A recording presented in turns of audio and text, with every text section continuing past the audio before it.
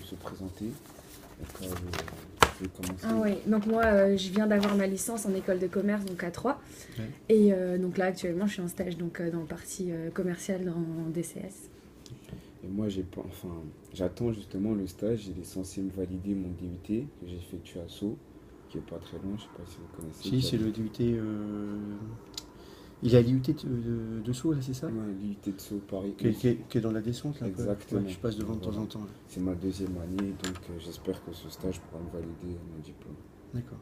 On a déjà eu des gens de l'IUT de Sceaux, effectivement, qui sont venus ici. Ah bon? Une personne l'été dernier, mais qui était plus sur la partie commerciale côté DCS. D'accord. Qui est partie travailler maintenant chez Airbus. Ah. Elle est aux achats d'Airbus à Toulouse parce qu'elle adorait l'aéronautique. Ah. Donc elle a réussi à trouver là-bas et grâce au stage, d'ailleurs, grâce à Decra, en fait, apparemment, ce qu'elle m'avait dit. Ah, c'est bien pour elle. Ouais. Donc, pour commencer, vas-y, je on voulait vous demander, on avait des questions à vous poser par rapport à l'aspect financier de l'entreprise concernant les chiffres. On a tenté de rechercher les chiffres de 2013 sur différents sites internet, notamment société.com ou sur le site de Decra Certification. Malheureusement, on n'a pu trouver que le bilan 2012. Oui, c'est normal, puisque là, on va. Il faut savoir qu'en comptabilité, on fait toujours une assemblée générale de la profession des comptes. Cette assemblée générale n'a pas encore eu lieu. Parce que nos comptes sont arrêtés au 31 décembre 2013. Donc les chiffres, je les ai depuis le mois de février. Hein. Mais après, là, il faut que les juristes fassent la PV de l'assemblée générale et tout. L'assemblée générale, ça fait que le 25 juin. Donc à partir de là, on va envoyer ces chiffres-là au greffe du tribunal de commerce, qui lui-même après met un certain temps pour les mettre à disposition sur le site. Donc très souvent, vous avez les chiffres avec, je dirais pas loin de 1 an de retard ou de décalage. Moi, je regarde aussi les chiffres de mes confrères. Je les ai quand ils vont les publier. Donc ça va être entre mai, juin pour les tout premiers, puis après ça va être septembre. De toute façon, la deadline c'est fin juin, donc forcément en juin. Par contre, si vous voulez avoir les chiffres, moi je vais souvent sur société.com, mais c'est pas le site le plus à jour. Parce que ceux qui mettent les bilans des sociétés, c'est les greffes des tribunaux de commerce. Donc il faut aller sur Infogreffe. Parce que Infogreffe, en fait, c'est le portail internet des greffes de tribunaux de commerce. Et après, société.com, ou vous en avez plein d'autres, verif.com, je suis sur quel autre de temps en temps, bilangratuit.fr, etc. Tous ces gens-là rachètent en fait, ont des accords avec les greffes, et ils reprennent ça, et c'est eux qui après remettent ces informations-là en ligne. D'accord. Je ne l'ai pas là. Si, vous voyez, là par exemple, il y a des sociétés qui font ça aussi maintenant. Ça, c'est les sociétés d'études. Ils me disent, voilà, on vous propose les bilans de votre secteur d'activité sur l'année, etc. Bon, avec une visibilité sur les sociétés qui vont bien, pas bien. Déjà, le portefeuille qu'ils prennent ne m'intéresse pas parce qu'ils mélangent un peu tout, donc c'est pas très bien fait, c'est un peu générique. Mais je sais comment ils fonctionnent, j'aurais demandé. Ils appellent les greffes de tribunaux, ils reprennent tous les comptes, eux ils mettent ça dans des gros tableaux et ils font des comparatifs entre toutes les sociétés. Donc tout passe par Infogreffe. Ok, très bien. Merci pour l'info. Du coup, si vous travaillez sur la comptabilité, si vous voulez savoir si un fournisseur est en bonne santé financière ou pas, ou s'il a déjà des problèmes de redressement et autres, c'est notifié sur Infogreffe. Ok, d'accord. Et par rapport à 2013, vos chiffres, votre situation financière, elle est plutôt... Alors le chiffre d'affaires, on a fait 3 285 000 euros. Donc c'est en hausse de 7%, je crois, par rapport à avant. Il me semble que c'est du 7%, c'est ce que Florent 7% on a fait. Et on était profitable aussi, on a fait un EBIT, donc, ce qui c'est pas la marge nette, c'est la marge brute, vous connaissez. On a fait un EBIT de je crois 226 000 euros. Ok, d'accord. Donc c'est un EBIT de 6 ou 7%. D'accord. Une situation saine. Ouais, une situation saine. Vous savez quel département dégage le plus de chiffre d'affaires parmi les Decra Certification? Ouais, on a une répartition dans les différents départements. Il faut savoir que, grosso modo, ce qui est DCS, PGC, donc c'est ce qu'on appelle les produits agroalimentaires, DCP, donc certification de personnes, et les fluides, ces 4 départements-là sont regroupés dans une business line qu'on appelle System Certification, donc tout ce qui est lié à la certification de système, ça représente 85% de notre activité. D'accord. Et après, de l'autre côté, on a une business line qui s'appelle Product Testing, où j'ai des gens qui font des inspections pour du médical, et pour des produits électriques et électroniques exportés vers le Canada. Et ça représente 15% d'activité. Ok. Donc plus gros, c'est les 4 qui sont situés ici. Ouais, c'est les 4 départements d'origine. D'accord. Et entre les 4, du coup, il n'y a pas des décalages ou... Si, en termes de taille et en termes... Alors, en fait, c'est pas facile de comparer pour vous, parce que, par exemple, pour les fluides, on a 4500 clients. Voilà, c'est ce qu'on... Mais ce sont des petits clients. Okay. Ils ont une valeur nominale très faible. D'accord.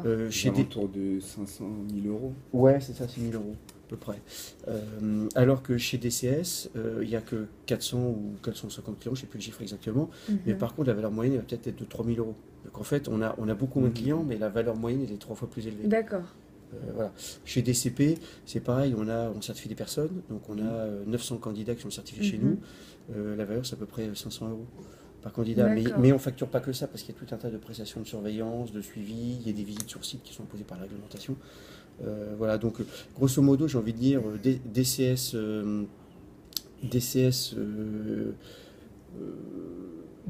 et les fluides, c'est à peu près la même taille. Après, c'est DCP. Et après, c'est PGC, puisque c'est un département qu'on a créé plus récemment, puis c'est une niche, c'est un marché. D'accord. Mais c'est pour ça que j'ai refusionné DCS et PGC, parce que l'un dans l'autre, il n'y a pas à l'origine, il y avait une raison pour laquelle je séparais ça dans le suivi, mais il n'y a pas de raison en termes de business qu'ils soient mélangés, donc qu'ils soient séparés plutôt. Donc aujourd'hui, ils sont ensemble, donc ça fait que grosso modo, dans l'activité, la business line system, certification, DCS et PGC, ça représente, on va dire, 40%. 35% à peu près, je pense. Je confonds avec les chiffres de cette année. À peu près 30-35%. Les fluides, à peu près 35% aussi. Et puis, certification de personnes, un peu moins, quoi, le solde. Et ces chiffres-là, on peut les trouver sur une plateforme ou quelque chose? Non. Et on les communiquera pas parce que c'est des données sensibles. D'accord, ok.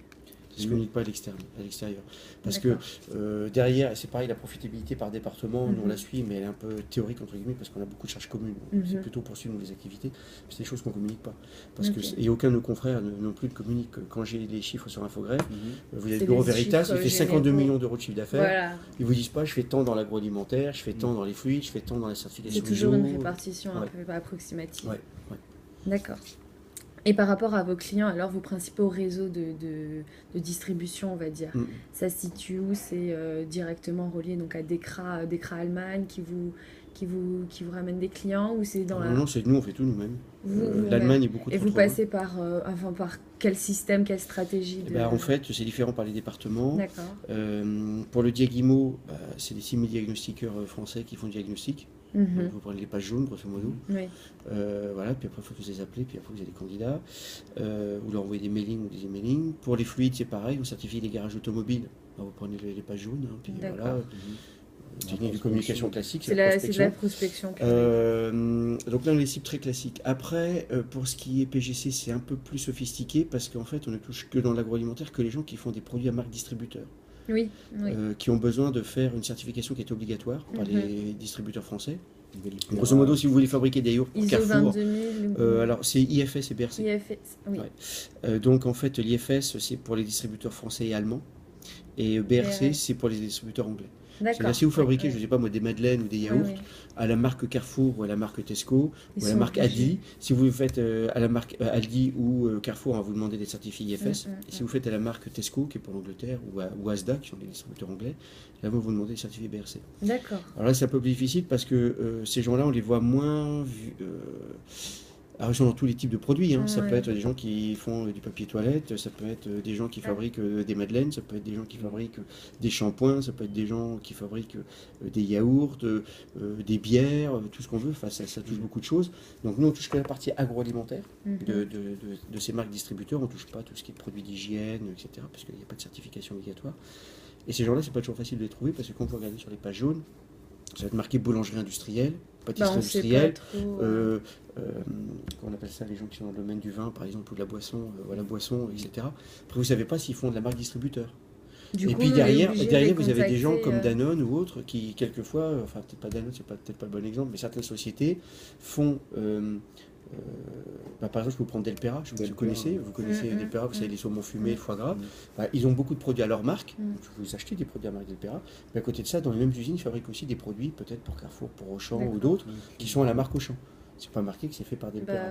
Donc nous, c'est pas facile de l'extérieur de savoir quelles sont les sociétés qui font les marques distributeurs ou pas. Mais ça se sait par Par nos commerciaux qui sont issus de ce métier-là. Vous les retrouvez sur des salons. Il y a un salon spécial qui se fait tous les ans qui s'appelle le salon MDD, marque de distributeur. D'ailleurs, je suis en train de travailler là-dessus et créer le fichier Excel des donc ces gens-là sont présents parce que c'est là qu'ils viennent voir les acheteurs des grands distributeurs pour discuter, essayer de vendre leurs produits. Donc nous, on était présents l'année dernière sur ce salon-là. Par les auditeurs, très souvent, parce que les auditeurs aussi connaissent bien le marché, comme eux, sont allés faire des audits. Je connais une boîte là qui est certifiée, etc. Et puis par les consultants, puisque les consultants aussi, ils font du conseil pour aider à mettre en place ces choses.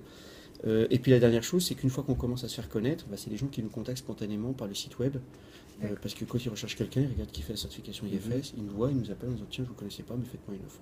Voilà. Et c'est un peu pareil pour DCS. Pour DCS, oui. C'est ce qu'on m'avait expliqué, que là en ce moment, votre site internet il est super bien fait, donc vous recevez pas mal d'offres directement sur le site. Et donc vos plus grands clients actuels, enfin... Les plus grands clients, c'est difficile à dire parce que d'un département. Par exemple, je peux vous dire, on vient de signer un contrat avec Euromaster côté fluide, mais c'est pour les fluides. On va reprendre tout leur réseau de distribution, c'est-à-dire les 175 points de vente. D'accord. 157 points de vente, je ne sais plus. Donc ça, on peut dire que c'est un gros client. Mais c'est un gros client en termes d'activité, parce qu'il y a beaucoup d'activités à faire pour beaucoup de garages. En même temps, le chiffre d'affaires, c'est pas énorme. On a des plus gros clients côté PGC, parce que là, quand on certifie 14 usines, par exemple du groupe Delpera ou de Dossi, la valeur par usine est là assez importante. Parce que c'est des normes où on faut faire 3 jours d'audit, c'est assez lourd, donc c'est facture un peu plus.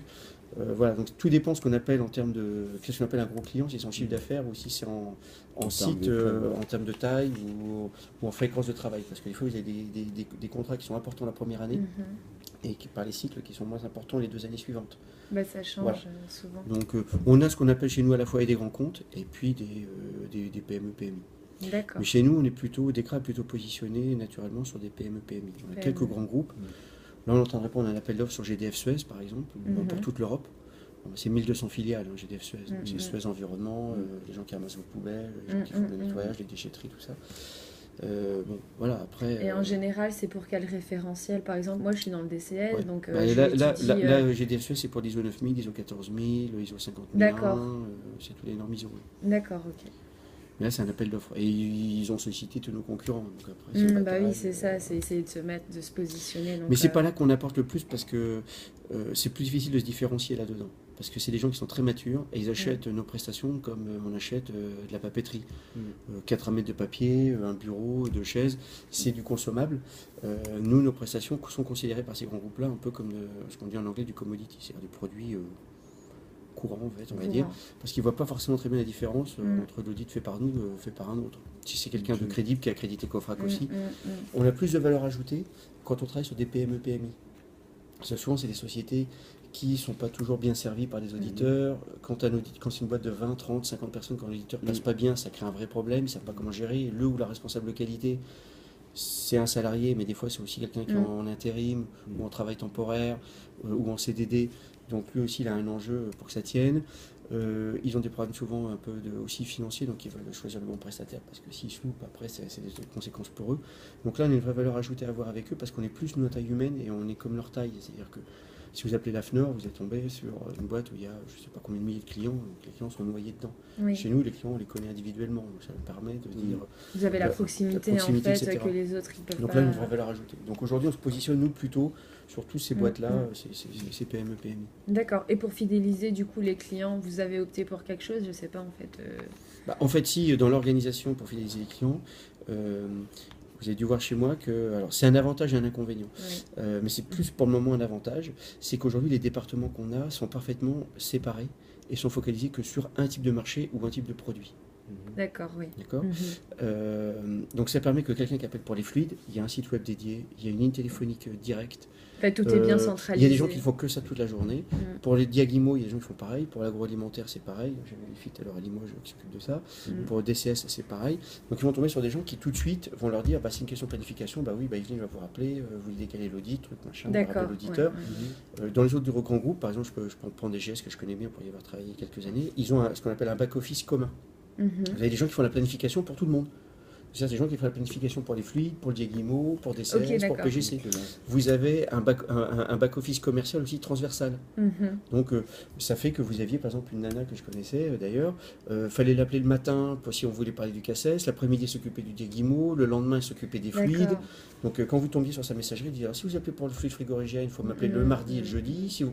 Alors, vous voyez bien que les clients, c'est